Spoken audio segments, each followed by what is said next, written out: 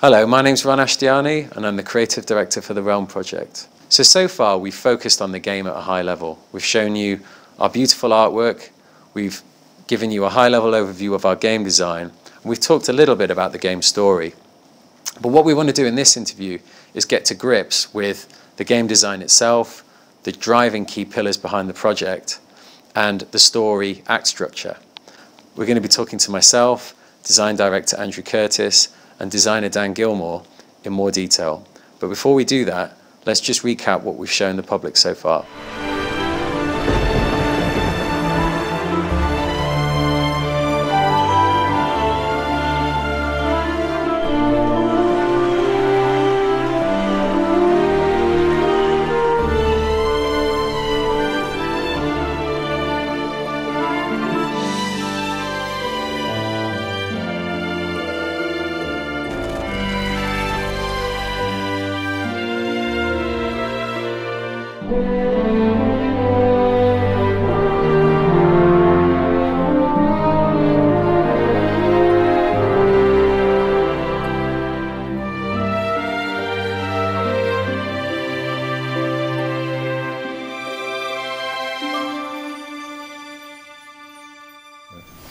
Looking back at our long-standing love affair with the point-and-click adventure game genre, there were a number of things that we loved, from classics like Monkey Island or the Broken Sword series, Beneath a Steel Sky or Blade Runner, or contemporary titles like Machinarium, Tiny Bang Theory or the Drawn series, to name but a few.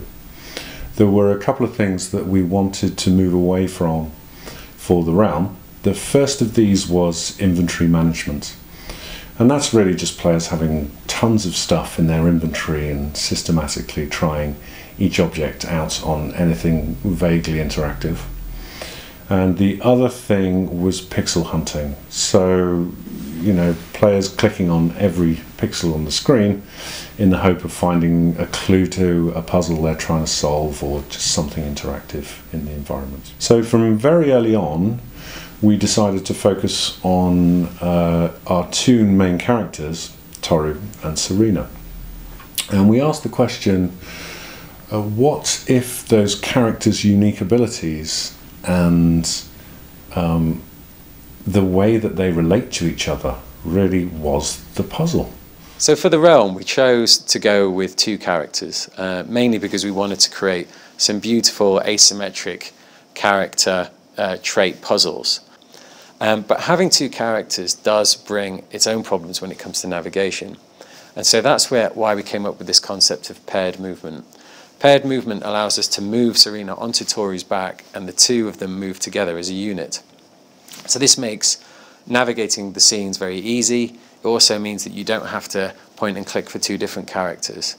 And it also gives us a mechanism through which we can convey the emotional relationship between the two characters. So they're going to be reasonably small on screen most of the time, and so the best way to convey their connection is through physical animation and the physical interaction between them.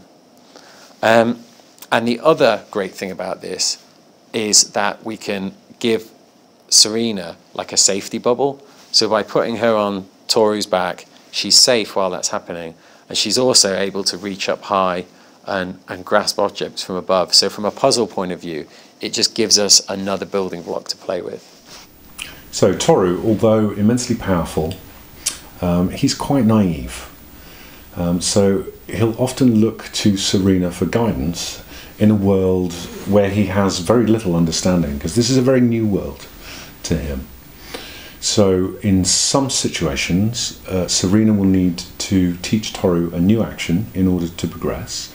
And the way that this is done in the game is Serena searches the environment, she finds her interactive options, and one of those will often be to copy me. So she'll demonstrate an action to Toru, and if successful, he will perform that action, and that'll help them on their way. Toru and Serena discover a boat they need to use hanging from a tree. Serena jumps down from Toru's back to investigate. Clicking on the tree, Serena has 4 options available to her. These are Copy Me, Pick Up, Shake and Smash. The player chooses Shake Serena attempts to shake the tree, but this has no effect as she is not strong enough. The player chooses copy me, however, Toru is distracted by a couple of songbirds. Toru loves songbirds. The player clicks on the birds and a single contextual action to clap appears. Serena scares away the birds and Toru lets out a deep sigh. The player chooses copy me once again, and this time Toru lets out a grunt of excitement. His attention is now on Serena. The player chooses shake. Serena attempts to shake the tree whilst Toru is watching. Toru then approaches and uses his mighty strength to shake the tree. The boat then comes crashing down. Sadly, the boat has been broken, but Toru can use his strength and Serena can use her intelligence to work together to repair the boat. There then follows a click and drag minigame to repair the boat. So at some points in the game you're not only dealing with interactive objects in the environment, but you're also dealing with the way that Toru relates to the world emotionally.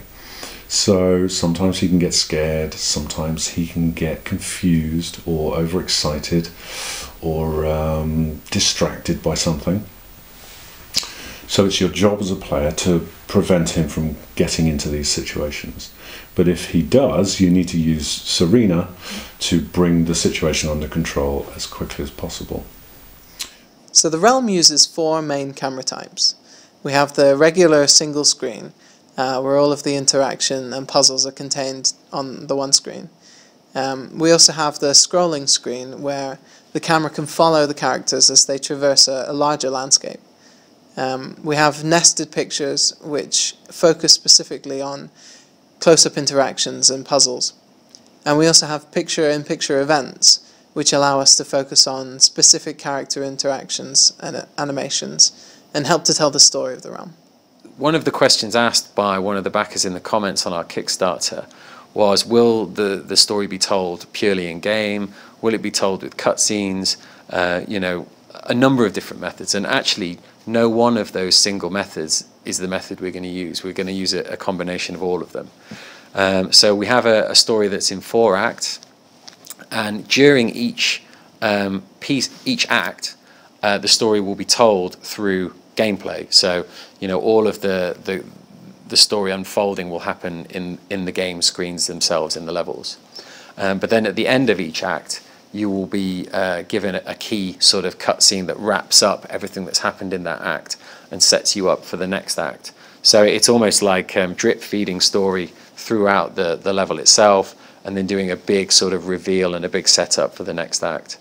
And the key acts for this game are the beginning. So you've got Serena, Act 1, which is her finding out her mother's sick, leaving the village against all the advice of the elders, going on her quest, and that act ends with the point that she meets Toru.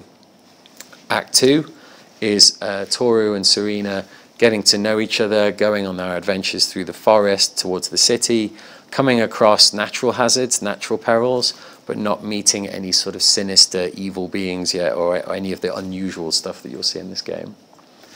The end of Act 2 is when they finally get to the edge of the city.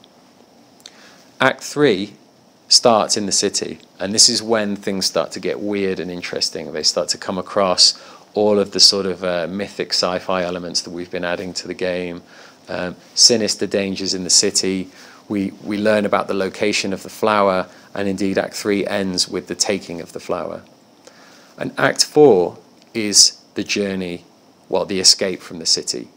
And that's the bit that I don't want to give away at this point.